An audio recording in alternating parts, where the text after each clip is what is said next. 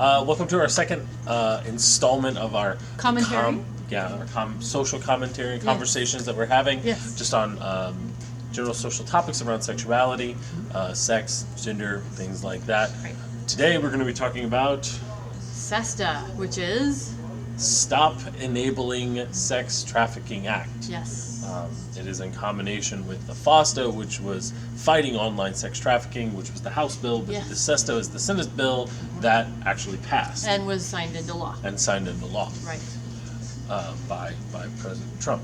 Yes. So, Stop Enabling Sex Trafficking Act.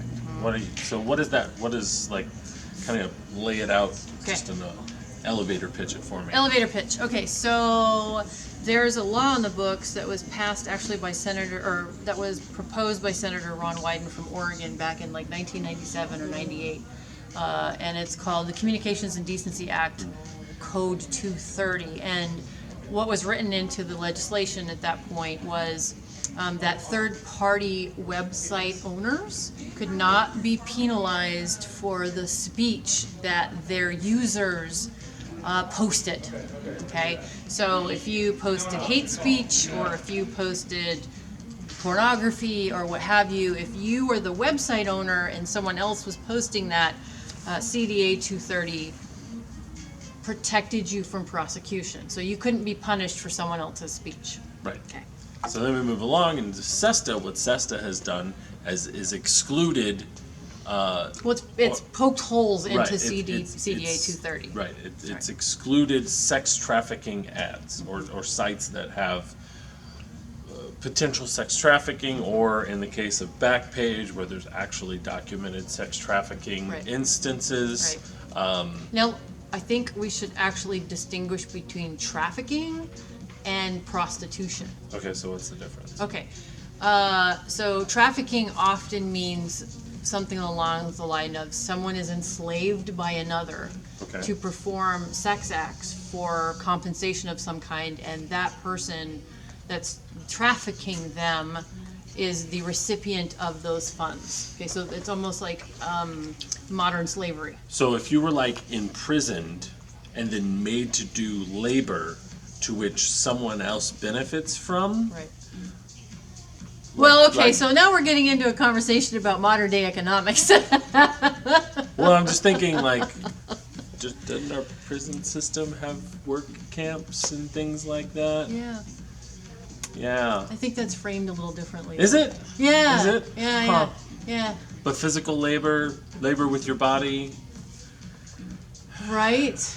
But that's another. You're opening up a whole can of worms. I know, there. that's another conversation. So let's stay on this whole. Yeah, sex trafficking. Let's stick with sex. So why is this an issue? Why? So we have this moral panic around sex trafficking. Oh, it's a thing, right? So sex trafficking is a thing. It is a thing. Sure. Right, yeah. Right. Yeah, and I think it's. I'm not aware. I'm not totally up on the statistics in the United States, but in third world countries, it's a big problem. Okay. Yeah, it is really a big problem. As I understand it, though, in the United States, trafficking. So I'm going to cut you off before anybody freaks out who sees this. Non-industrialized nations. Non-industrialized, right? Okay. Thank you. Thank you for correcting my language. I'm not trying to correct you. Yeah. They're just trying to. Can just imagine. Yeah, no, it's fine. It's fine. Anyway. Yeah, a language changes all the time, and we have to learn to change with it. That's okay. In the United States, though, as I understand it, sex trafficking makes up about 4% of the ads and the prosecutions. Right.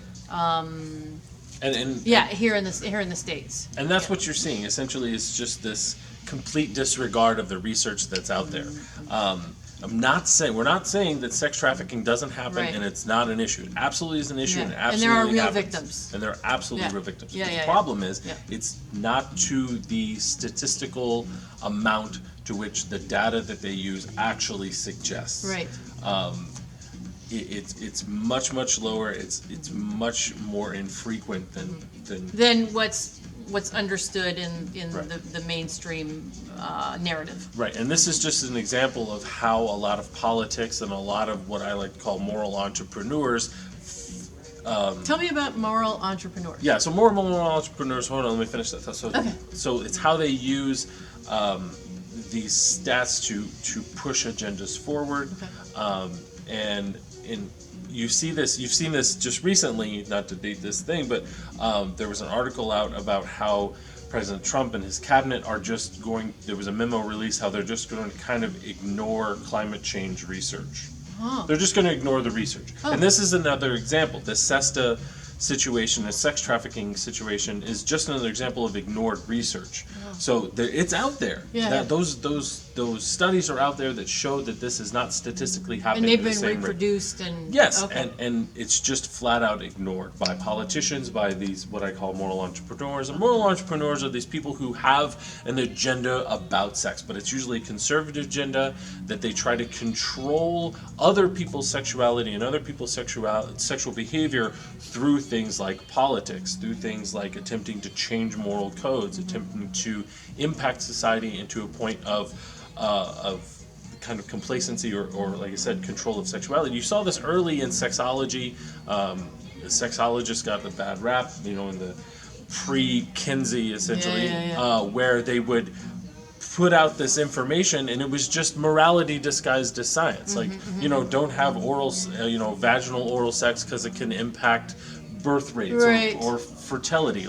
It's just bullshit, essentially, but in its attempt to control the narrative through this kind of moralistic code. So these moral entrepreneurs are the ones who are trying to dictate the morality and the discourse around this based on their own moral agenda. Well, now there's some that have made the argument that it's not just the conservatives are doing, that there's definitely a liberal left attempt sure. at controlling sexuality more from the standpoint of any kind of sexual interest is violence. Okay. Right. Yeah. So I don't want to necessarily. I think there's a joining of forces between some parts of the left and some parts of the conservative right. Right, and I think you saw that in the temperance movement. You saw that in temperance movement and prohibition, right? Going hand in hand to control these vices, The to vices, right, control yeah. the morality. The anti-vice crowd. Right. Right. And Could I- be any part of the spectrum. Yeah, and I think these moral entrepreneurs are just new reincarnations of this anti-vice group on both sides. Like, no, we're trying to control sexuality and keep it safe for everybody, Right. and then the other side's like, oh, we don't think commercial sex should actually happen, Right. and then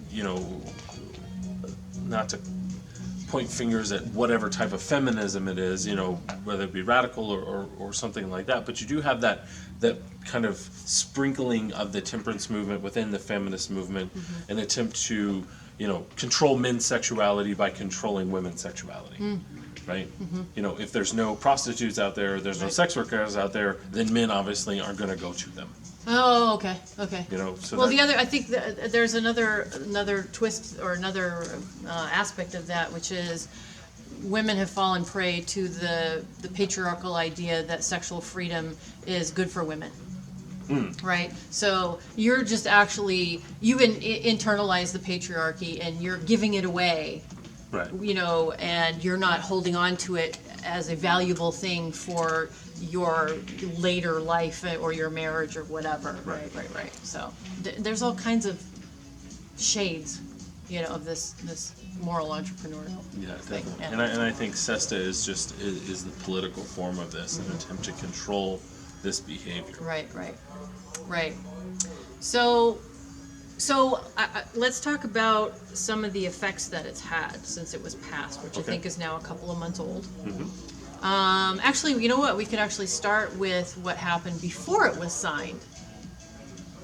Okay. Right, when it was still, it looked like it was going to pass, and it had really big bipartisan support. And interestingly enough, I can't remember the other senator that voted against it, but Ron Wyden was one of the two senators that voted against it and actually stood on the Senate floor and said, "This is why I suggested this law back in '97 or '98. This is not the right way to go." So there were only two senators that voted against it, had broad bipartisan support. Right. I think in the Senate it was 97-2. Yes. Yeah. So that's Yeah. So what's happened prior to the bill, even the bill passing, Yep. one of the first places we saw was Craigslist. Craigslist took down their personal Personal section, ads, yeah. the personal section, well before the bill was even passed, Yep. just to circumvent being having lawsuits Right. against them. Right. And now they had previously taken down sex work ads. That Okay. they did have a section years before. Oh, I didn't even know Yeah, that. yeah, they did, and then, but they only kept their personal ads up, which were not supposed to be obviously for sex workers. Which is really frustrating because they also took down the missed connections ads, Oh, did which they? were always really fun to read, Yeah, especially yeah. here in Vegas, because you're like, all right, you were at this bar, Right. and you saw so and so, or you were like walking the strip or Yeah, something yeah. like You had that. this funky hat on. Yeah, Yeah, it's like, hey, you want a boner? You know, it was just it was Right. really funny. Yeah. I didn't know they had taken misconnections down too. Yeah, because it was all in the same Yeah. Huh. personal section. Okay. Yeah, Yeah. so there's no more misconnections. Well, and the other Just thing, so that happened, and what also happened before the bill was passed is Backpage was taken down by the FBI, right. and they were prosecuted. And a lot of people said, well, they didn't. Why are we passing this bill if Backpage was already indicted before it was passed? And they actually were not indicted on trafficking. What were they indicted? They were indicted on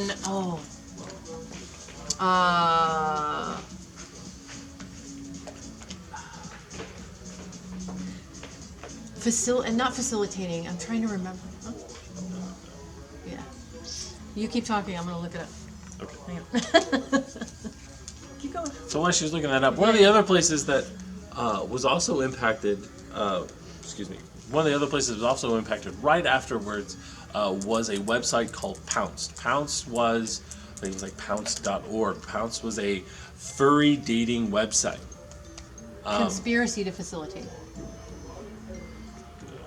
They were charged on conspiracy to facilitate prostitution.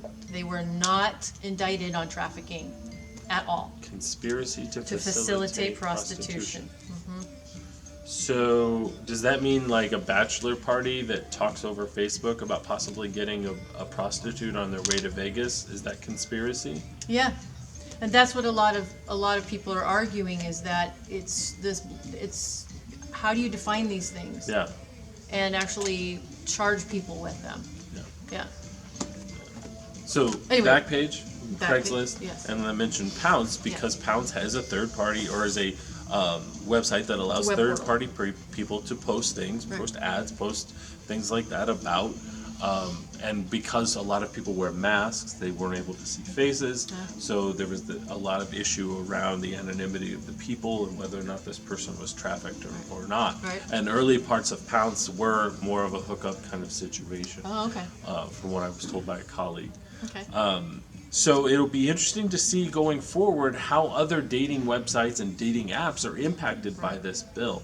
And what this is, and just so we're going back to what this bill does, is it makes it legal, or in the exclusion from the protection of that CDA 230. the CDA 230 Yeah. is that it makes that website, those web providers, liable for prosecution for Yes. anyone who posts anything. Right. In addition, it makes a third-party person able to sue the website. That's right. So it doesn't necessarily have to be a criminal case that's brought by the government or a local jurisdiction. It can be any citizen in the United States that can bring a civil lawsuit against a third-party portal. Right. Yeah. So, and So now you have the citizenry policing each other right, online. which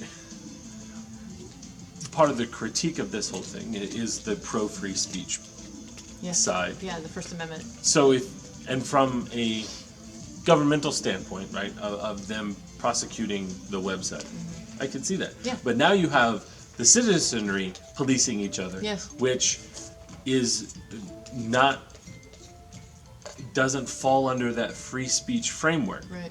So they can police all day long, they can sue, and it's not a violation of that freedom of speech because it's within kind of the community standards of reason, that kind of decency now framework. they've applied community standards to the internet, Right. which used to be county to county, city to city, state to state. Which I don't agree with because people, one thing what I run into in roller derby is that people say in the Pacific Northwest try to apply social standards of language and interaction To Arkansas. Like Texas, and it's Right. like you're not going to get that. Right. And then there's fighting and then all this stuff like Right. that, and that's what you're running to in the internet. Like you can't have. I don't believe there's no such thing as a community standard on the internet. Right. I, What community standard? yeah, Yeah, that could sometimes change from town to town, yeah, right? I mean, your community standards in a town of 500 is going to be completely different than in a city of 2 million Right. or 10 million or, a Bible Belt city versus New York City, right, right? right. Yeah, how do you apply a community standard to the internet? Right. Yeah. And I think that's part of this is rather than protecting the freedom of speech of sex workers, of just consensual commercial sex, and to some respect just consensual sexuality on the internet. Right. It's being controlled by the idea of community standards, but it's also silently backed by the government of creating that control, because you still have that potential federal prosecution of those websites. Right. The other thing that, one of the impacts that we've seen, that a lot of there's some people online that call the pro-SESTA group prohibitionists, okay? Sex prohibitionists. And one of the things that we're seeing, at least in the social media sphere, is that the prohibitionists are not willing to listen to the consensual sex workers that this bill has made their work less safe. They don't have the ability to screen their clients anymore. A lot of them are being pushed back out into the street. Pimps have resurfaced, street pimps have resurfaced. Abusive partners feel more emboldened to prostitute their girlfriend, wife, partner. And SWAP, some of the organizations that are pro, that are sex worker organizations are reporting suicides, murders are going up, and so forth and so on, because of this law, because there's no online availability to vet their clients, and it's disproportionately hitting people of color. It's a classist thing. So those that are disadvantaged are more disadvantaged by this law. Which leads But the me. prohibitionists are like, no, it's been beneficial, and those that are trafficked are not being trafficked as much because now there's no access for traffickers to do so. Which is completely ridiculous and inaccurate. They're just finding more seedier ways and quieter ways and more hidden ways to do it. Right. Dark web, things like that. Which, in your critique of the prohibitionist argument, is grounds for what I hear a lot in the decriminalization or legalization argument. And one aspect that I feel like is completely missed, Okay. or is missing from a lot of the arguments, and I actually was in between my undergrad and my master's program. I was in this class, and this when I was first introduced to someone studying sex work. Okay. And it's a good friend of mine, and at the time I didn't know her, but she's a good friend now. Right. She was talking about studying sex work, and immediately when she was introducing herself and explaining what she did, I knew there was something missing from this whole conversation about the legalization and the control of sex work and things like that.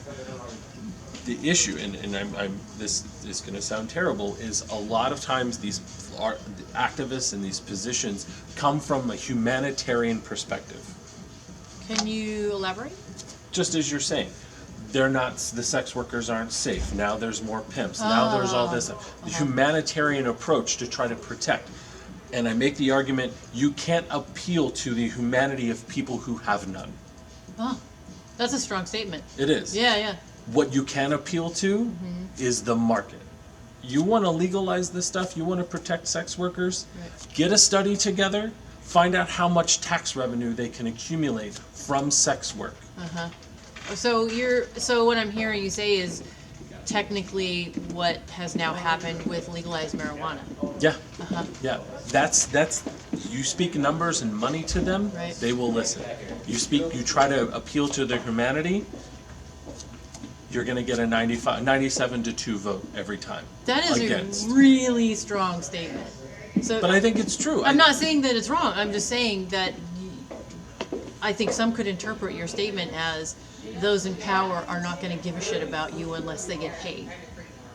Isn't that usually the case? Okay, I'm just Yeah. I just put it in plain language. Yeah, no, I think that's the case, especially for sex workers, because there's such a stigma of sex workers. Even around us talking about sex workers, and if you want to support sex workers as a politician, like, you have to walk this fine line, right?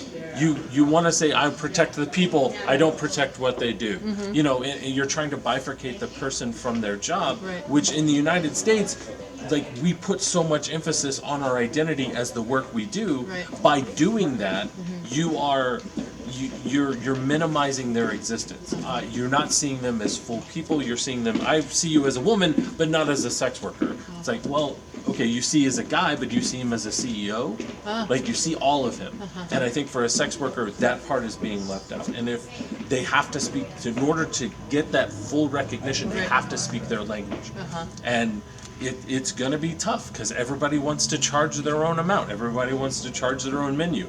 But if you can find some way to show how much tax revenue can be accumulated, you will make further steps than trying to appeal to their humanity. Well, I think actually there are studies, small, showing that, and we live in a state where there have been some small studies conducted. Nye County is one of them. I think Lincoln County is another one. There's a few counties showing the advantages of the tax revenue for that county. Yeah. So they're small, but there is what you're saying. There actually is data to back up what it is that you're talking about. Yeah, so use that. But the problem then goes towards more logistical issues now of the activists, and the whole industry then has to change, because now you have to go towards markets and you have to imply economic strategy and structure to an industry that doesn't already have it. Then you run the risk of other potential issues. But there has to be steps towards making that happen, because I do not believe you're going to make any headway without those numbers. I'm not so sure that our politicians are going to be able to take the let's turn sex work into Walmart approach and still get elected. Walmart's okay, even though you have those saying, Walmart's a wage pimp. Well, we've But there's no sex involved in that. I mean, we're I don't starting to know. see it with legalized marijuana, even to the point where people are retroactively But I throwing think- out cases in court. Yes, but I think that one of the advantages that marijuana had is it was preceded by medical marijuana. So there was a humanist appearing approach towards the legalization, and then all the pharmaceutical companies and the politicians had to do is figure out, how can we turn this into cha-ching? Right. So then that leads to my other side, and this is a very unpopular opinion. I work with a lot of sex work activists, and I know a lot of them. I hate this, and this is just the reality of the situation. You are not going to get legalization without regulation. You're not going to get it decriminalized. It's going to be legalized with staunch regulation, because it's the Now you're talking about the Nordic model, because the Nordic model, the studies are showing that it's failing miserably. I'm just looking at it just in applying it to other industries in the United States, Okay. things like tattooing or massage or things like that. You're going to have stringent regulation, health code permits. So like Nevada. Well, that's in the brothel area. I'm Okay. talking about just Sex work as a whole. Sex work as a whole. Okay. They'll have to find some way So registering sex sex workers, health sheriff code, cards. right? Oh, All of this, all these like regulated frameworks to get it passed by our politicians. by your politician. Uh-huh. Because I don't know that the sex workers would ask for that. They won't. They won't. they- They want to they just want be able decrim. to. They just want decrim. Right. But yeah, that- they don't want an intrusion of the government into their life. Not going to happen. It's Maybe not in the broad political sphere. Right. No, I think even There just are, in, a, though- in there- a realistic sense, in this country, you're not going to have this without regulation and showing how much money can be accumulated for the government. Those two things will help get it passed. That's shitty. It's shitty, but any other that's any industry in the United States, Right. especially ones with the potential of fluid exchange. Not saying it happens. I'm just saying the potential of fluid exchange. Like I said, it's not a popular opinion, but just looking at the reality and the logistics of how business works in the United Yeah. States, that's how it's going to happen. Isn't that, then are we just appealing to then we're still supporting the institutions that are already a net negative, you know, where we're still appealing to that, you know, capitalist. We are in a capitalist society. Well, isn't sex work the antithesis to capitalism? Oh no, I believe sex work goes hand in hand with capitalism. Hand in hand. Yes, they talk about that prostitution is like the oldest Not only that, but profession. it's like the ultimate form of rebellion. No? Okay. Go up first. Yeah, okay. what do you mean? Well, okay. So there are all kinds of rules in every society. Okay? And owning one's body and doing with it what we please is quite literally the anti-government position. I'm doing what I want with myself as I choose to. I'm not going to listen to your laws and, you know, your moral codes and so forth. This is what I'm going to do with myself. And then utilizing that idea as a service provider it shirks just about every moral code there is and governmental regulation. So what I hear you talking about is turning into something that is accepted by all the rule makers. The reason prostitution was illegal or was legal throughout history at different times,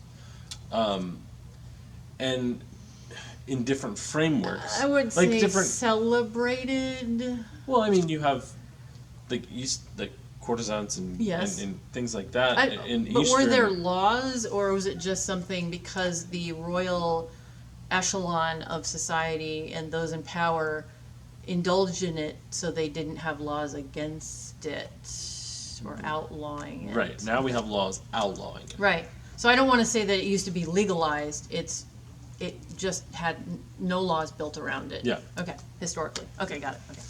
Okay. But now we do. We have laws around it, and we have a capitalist society. Almost that's the global economic structure and the majority of the world. Right. While it's been the oldest profession, I'm sure it's changed in its motivation and its reiteration. So, Sorry. you get it? Yeah. Yeah, it attracts that. It's like a filter. Whenever we're friends, I Yeah. do that to him all the time. I think, not that I think, so if we had a socialist society, Socialist. yeah, or even a communist Well, society. don't socialists argue against sex work because if we were socialist, there would be no reason for it? I don't know if that's the case. I think would have to be some like negotiation that would need to happen of how sex work fits in with the greater economy. Is it does sex work fit in as, something we talked about earlier of like sex surrogacy? Right. Or does it just go away? Because, while there are women out there who do sex work because they love sex, there's also women out there who do sex work, and men too, and trans folks, Right. who do sex work because they have limited economic options. So if we clear the economic board and everyone's equal, they no longer have to utilize sex work as their means of achieving those economic capitalist goals. ends. Yeah, those Right. economic ends. And yes, there are some people out there. Now, I think if we were in a socialist society, it would change the face of sex work. Change it. Yeah. Right. Right. Because it there would are be still more- those who seek out sex workers because they do not know how to interact on this sexual marketplace, Sure. as it were. And I hate to use that term, but But I believe in that socialist society, it's still going to be regulated. It's still going to be. so you think in a socialist society they would make it part of the regulatory environment? Yeah, Oh, definitely. okay. I that's how it would work, I think. So they are contributing, again, with whatever revenue they take in to the greater society, right? But that industry is still going to be regulated within whatever the government agency of sex work Right. regulation, blah, blah, blah. The Ministry of Sex Work. The Ministry of Sex Work. Please make there be a Ministry of Sex Work at some point in time before I die. I'm almost 40. You have I don't know, You have 40 years left? maybe about 40 years left or less. Who knows? Ministry of Sex Work, please. That's nice. I'm Yeah. going to have to Facebook that Yeah. and retweet that. The Ministry of Sex Work. Yeah. Hashtag. Right. So in both those scenarios, yes, you have sex work, but it completely changes within a socialist society. Right. There's way sex work is now, just like selling drugs, Yep. is within a capitalist framework. Right. Means to an end. You're still getting money. They're still getting money to use to the capitalist economy. It's not like women are doing sex work for, I don't know, Facebook likes. You Right. know, they're getting money to participate in the economy. Yeah. It's just non-regulated. It's work outside the grand scheme of acceptable career paths, as it is now. So if you bring them into society, into that capitalist economic or that economic structure, it'll have to change. It'll have to be regulated by those people. And there are sex workers out there who are very staunch capitalists who don't like the idea of feminism. They like sex work because they like fucking making money. Like it's all of and I would say a lot. It is about the hustle. Yeah. So it is about making money. Yeah. Well, no, a lot of them are even I don't even see why I need to have sex without being paid for it anymore. Right. Yeah. Turns my soul. Yes. But that's different. As a side note, for us, I would say you and I share the same attitude that pleasure should be central to sexual interaction or just sexuality. Yeah.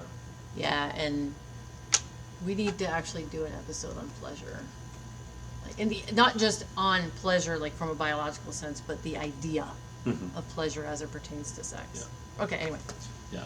I think that if we're going to go forward in our current economic structure framework, it's not going to be decriminalized. It's a nice idea, but the United States is not Belgium. The United States is not Scandinavia or that Nordic framework. It's not Canada. Right. You have to frame it within the United States economic structure. And that's going to be but high regulation, high tax, Yeah. revenue markets, advertisement. My personal belief is Radicals are not going to like what you're I saying. know they're not Yeah. going to, but that's the reality we live in. I'm not saying I'm not promoting this idea. I'm just saying that that's how you get. Trying to be realistic. Right. That's how you get safety passed. That's how you appeal to the humanity of those people who don't see your humanity. Interesting. I'm still very much over here in the decrim camp, right? Because we have enough government in our lives. Agreed. So I'm not trying to poo-poo your idea. I'm just saying I'm having a hard time letting go of the decrim. Well, think about pornography.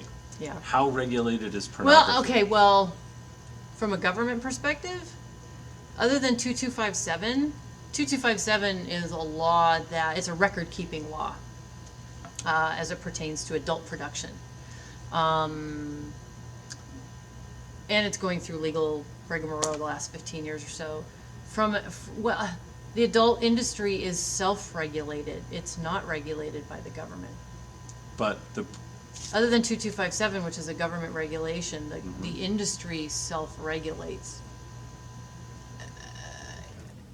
to a high degree. Right, but then you also have the regulation of other capitalist interests that regulate what content can be put up on the internet. Yeah, you have the and banks. promoted. Yeah, exactly. So you can't produce content and and just expect to make money from a free speech perspective, because the Right. banks can decide whether or not to process your transactions. The credit card companies might not want your content associated with their brand, et cetera, et cetera.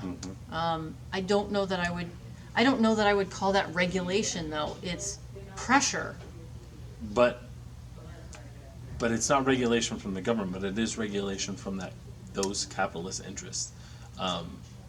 Like, they can have you take down content if they don't like it. They can. Yeah, Right. well, can a credit card company come after you to take down your content? Not exactly. They They can- can just say, we're not gonna process that content. Right. We're not gonna allow you to use our services while this content is up. Right. Right. So that's pressure. So That's pressure, not Right. regulation.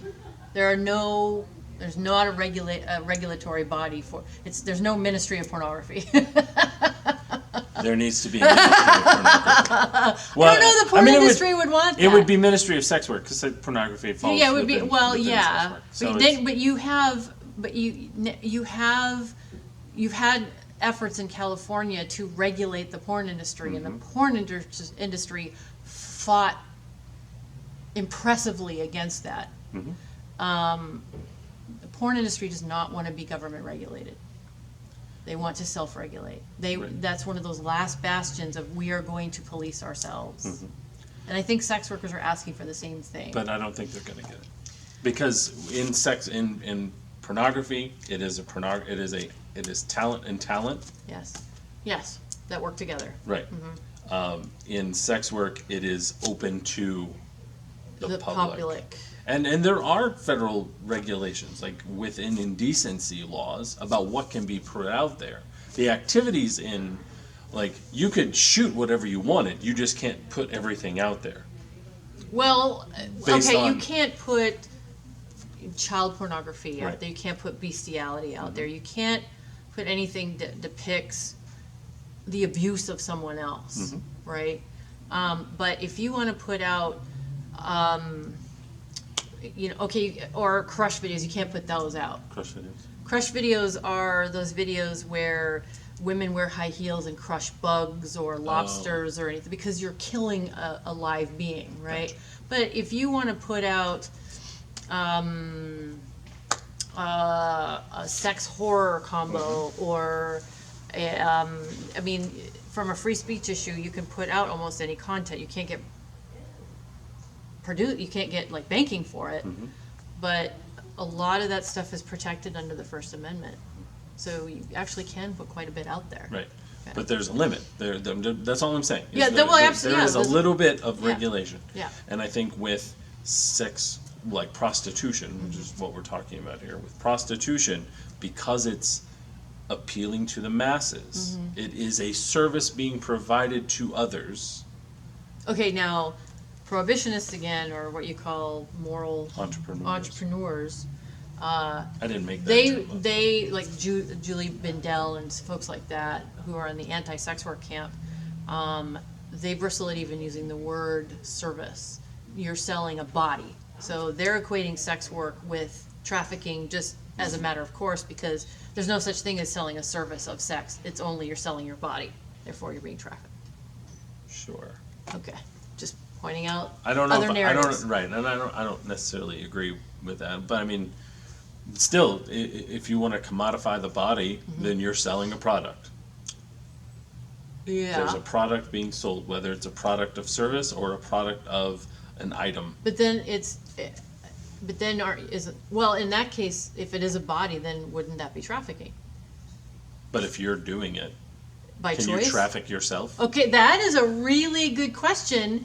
And there are some that are arguing that no sex worker would ever want to be a sex worker. They have just internalized The patriarchy. or their own exploitation, but they're not actually in control of their own bodies. Can you traffic yourself? That's the $6 million question. And I would argue that every time I clock in at work, You're trafficking Yes. yourself? So why shouldn't that apply to sex work? right. Okay, I see your line of thinking here. Well, yeah, I think if you're gonna clock into work, that whatever that work looks like should be up to you. Clock in, cock in, whatever. No. Whatever you gotta do for work. That's a bad joke. Don't. Yeah. Okay. But yeah, I think we've hit on a lot of things, a lot of aspects of this that maybe aren't out there in the discussion Right. or in the discourse. But just adding that like modern economic framework in there. And I'm not an economist. I just a sociologist, right? But we understand the economy and the kind of how the United States kind of works as opposed to these other countries. And I think we run into issues when we use other countries' models because we're not other countries. Right. So we almost have to, as terrible as it sounds, we have to make up our own model. And yes, we have the decriminalization on one side, Right. absolutely, where Yeah. they just want to be able to much kind of self-monitoring, Self-monitoring, self-regulation. like the porn industry. But then I'm framing it within more of a realistic framework of especially because we got to legalize it first. Pornography is legal. Like you can shoot pornography. Prostitution is not. So you have to get past that hurdle. Most pornography is legal. Yeah. With permits, Yeah. It's not as regulated Yeah, it's not- permits. No, there's no permitting in pornography. Filming permits. You can't go get a business license that says adult film producer. That's too bad. There's no business, not that I'm aware of. Anyway. Under the Ministry of Sex work. usually. Right. So first step is the legalization of prostitution, right? Because that's really what we're talking about. So is it decriminalization or is it legalization? And I'm making the argument that it's not going to happen without regulation and high taxes. And high taxes. But to make that legalization work, you have to show the numbers. Yeah. Because the decriminalization framework, trying to appeal to just their humanity, And see, it's unfortunate. See, you're coming at it from a sociologist perspective. As a sexologist, our primary perspective is one of management. How can this be managed successfully in a way that's beneficial to those engaging in this sexual behavior? And how can we do that safely, right? So from a sexological perspective, management would lend itself to regulation. But within the industry, Right. which Well, no, because if you have to, within the industry, first you'd have to decriminalize it, right? And I don't necessarily know that management would be enough in a decrim situation because you'd still have to have an oversight body, which unfortunately lends itself towards what you're proposing, right? If we are going to, if this isn't about stigmatization or sickness and sin. No. This is about how do we manage this successfully so that, people are not harmed. And how do we do that? Can we do that from a decrim self-regulating model? Perhaps. But then you start bringing in regulatory bodies and so forth and so on, and standards of care and et cetera, and then of course, all of a sudden we're on your side. Right. Well, Yeah. and I think again, just the step to decriminalization or legalization, whatever because that'll be a political step. Yeah. And how do you, It's how do you get those people in politics and the people to write the bills to pay attention? Right. Is it appealing to their humanity? There are some politicians that are running on a decrim platform, and I think that's great. And I think they need to be part of that conversation. I'm still not ready to give up decrim. Right. What would work better? Dennis Hoff getting a bunch of his friends together and maybe swap in on it and creating a lobby group to, not to push that agenda through money. Line the pockets of politicians of sex worker money. The NRA does it. What? The NRA does. It's not sex worker money, but gun that's money? how lobbyists that's how bills get passed. It's unfortunate, but that's how Do it we works. want to continue to perpetuate a system that inherently is detrimental to a large swath of the population and creates a classist society? I think it's playing the game and exploiting the game, and then once you've exploited the game to your ends, pull back the curtain. Hey, we lined the pockets of politicians with sex worker money, and they passed it. So far, politicians have been resistant to that. Who's been trying to line their pockets, though? Well, if you look at some sex worker organizations or even the gentlemen's club industry or the adult industry have tried to donate to political campaigns, to organizations, to charities, and that money is routinely rejected. 3 or 4 years ago, the Hustler Club here, held an event for breast cancer research. I think they made something like $14,000 or $15,000 in that event, and it was like topless sky jumping, like out of a plane. Thank you. Sorry. And it was a big political thing, or not a political thing, but it was in the news, et cetera, et cetera. And then when the Hustler Club went to whatever the breast cancer society is, they said, no, we don't want your money. So I'm not so sure politicians are gonna, I don't know where that place is that politicians will go, yes, I'll take sex worker money. Well, I don't know. the recent numbers within the NRA are roughly somewhere between $100,000 to $500,000 It's for not politicians. Sex. It's not sex. I know, but if you want to reach politicians, that's the level of money that's required. Hundreds of thousands of dollars. I don't think that the average politician's constituent is going to sign on to that. Well, I meant just to I think that's political suicide. potentially. I'm just, like I said, I'm still over here on decrim. So then we take the medical route, right? It's a regulated industry that helps people through that surrogacy program. It's still regulated. They still show how everything is regulated. Like I said, with you get your little health card with your A+ on it. Yeah, no, you it's, know, I think things in, like that. in Holland, that's actually, the government pays for those that are, physically disabled, perhaps even, with mental health issues or whatever, they get, I believe, a visit once a month or once a year through the socialized healthcare system there. Yeah, Yep.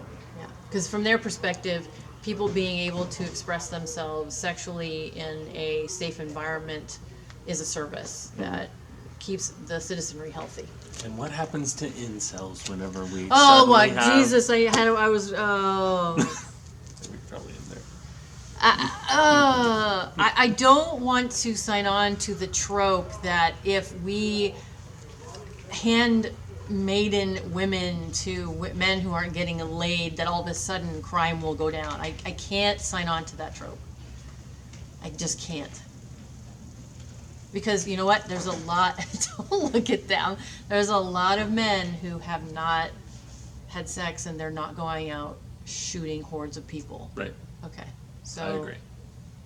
But Sexual when you activity have is- men who are killing hordes of people because they're not getting laid, that's a mental illness. I agree. That has nothing to do with because we've actually seen that men who go out and shoot up a bunch of people have a history of domestic abuse already, whether they're getting laid or not. But if they have I mean, we live in Vegas. The guy who shot up 53 people here had a longtime girlfriend. He was getting laid. What's his excuse? Yeah, I don't think we figured that out yet. Okay, so... But we have people, right, but he didn't identify as an incel. We have people who identify as incels. But that's a toxic, and that is a toxic Absolutely. subculture with mentally ill people. Absolutely. Fuck them. But isn't the whole point of sex surrogacy for mental health? Not for those who are predisposed to commit acts of violence. No. You are not going to cure those who are predisposed to acts of violence with a blowjob. No. God, I wish you could. No. No. No. No. I'm in agreement with you. Okay. Absolutely not. No. I'm just being silly. No. No. Well, we will see how FOSTA or SESTA continues to affect Yeah. online speech. I don't think it's just about sex work. I think it's online speech. Right. Actually, one last piece Yeah. that I put all this together. So we talked about sex worker or sex worker lobbying. Good. The only way I see SESTA being fought Is is through legalization and not, regulation. Not through legalization, actually. Okay. It's another route. So we talked about these other websites shutting down. Yes. And places like Tinder and Bumble and Match and all those are kind of getting some. They all have the updated their spotlight. terms of service Right. now, though. But what happens if that happens? Like one ad on Tinder pops up and suddenly the government goes after Tinder.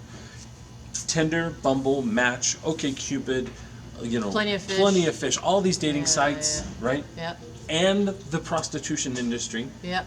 Yeah.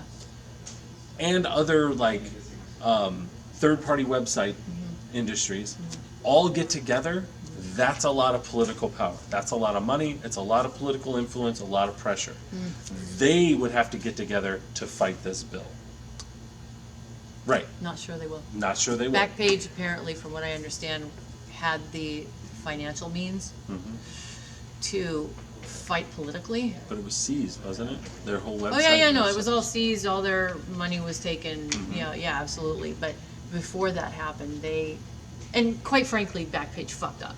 They did. They admitted in court or in their court documents and emails that they were like, well, yeah, we kind of know it. Just change the wording. It's like, okay, you kind of fucked yourself. Yeah. Right, so they got greedy.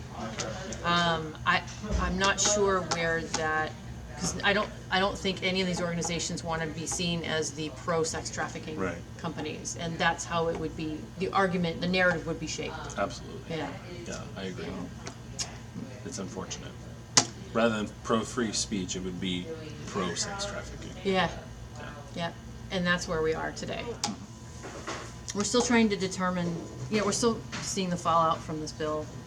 Well, it's getting a lot of attention. It really is. By regular people.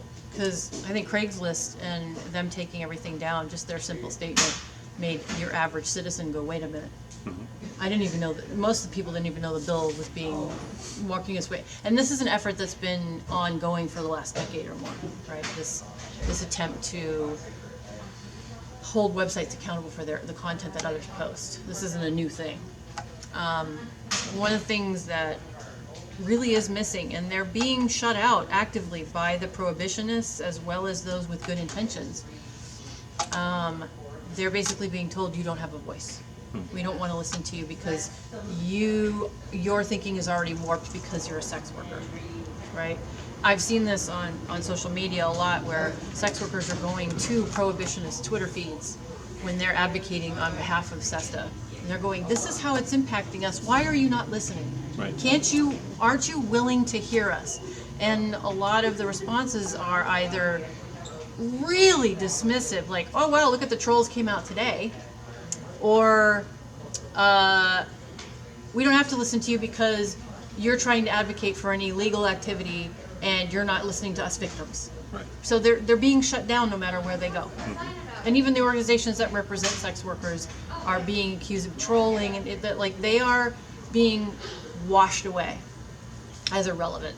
And we're not going to get to decrim or legalization or regulation or anything in between if we don't start listening to the people that are doing the work that are sex workers. Whether you agree with it morally or not, or if it's an illegal activity, this is what people are providing sex work or sex as a service.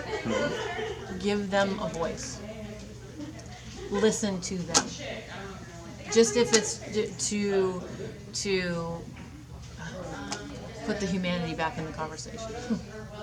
Right? Yeah. Yeah.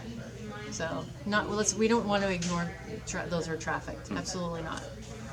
They need help. Sex workers also need to have a voice. Yeah. No, that's all I got. And I just, I think I've made my point that you're right, the humanity is gone because they don't see it as work. Right. They don't see sex work as work. And in our society, we put such an emphasis on your profession, and whenever you have this illegal profession, you're just stigmatized and demonized in society. Right. So obviously your voice isn't going to matter to the people who are trying to create the moral discourse around this. Your humanity's gone. Right. So that's the moral entrepreneurship, the political side of it. They don't care, which is why I add, if you can show numbers, you'll make headway. It's unfortunate. It absolutely is unfortunate because it reduces all those humanitarian frameworks to numbers, to money. Yes. Yeah. But You if become like, what are you? How much can you produce? but a lot of women, that's what it's about. It's about making money. There are some who it is about it's independence. I get that, but it's independence from an economic independence. Yes. So you have to show where that money to show that that's just how it's gonna have to be. I know there are sex workers out there who it is about the service, it is about creating that girlfriend experience or having those unique bonds, but for a lot it's not. I think shows like on HBO, The Girlfriend Experience, and a lot of online sex working and escorting has painted this really nice rosy picture of sex work. But it's not all that. It's not all glamorous. It's hustling on the street. It's like missing cops and or dodging police and abusive johns. Now and more things than like ever. that. Right. Yeah. And With SESTA. right. So The sex work is like any other job. You weigh your options. You go, okay, this is the one that's going to work best for me. Whether it's to express my sexuality freely or for economic independence, or because I'm a hustler, or right. But it's a job. It's I'm work. merely adding that even as an independent contractor, in any other framework, you still have to pay taxes. You still have to, and there is an industry market. That's the other side. Is there's not an established market for sex work. It's all over the place. You go to a massage therapist, you go to a painter, you go to some other service that's provided. There's an established market. Yeah. There isn't one in sex work, which is both good and bad. But with an established market, you can show trends, you can show profits, you can show taxes. And unfortunately, that's the economic structure we live in, and that's what you have to show to be recognized as legitimate work. But that's the thing, is you're right in a certain sense, and that already exists in Nevada, and that still hasn't. But it's under one model. It's under working at a place. Yeah. It's not the individual industry or the individual Like the individualized framework. I think doesn't that framework exist in Mexico? I don't know. I'll have to look that up. I believe in Mexico, sex workers they have to register with the government, and then they work. I don't know if they only work in establishments or not. I have to check on the laws on that. Yeah. So it's a complicated issue. It's not one that's going to be solved overnight.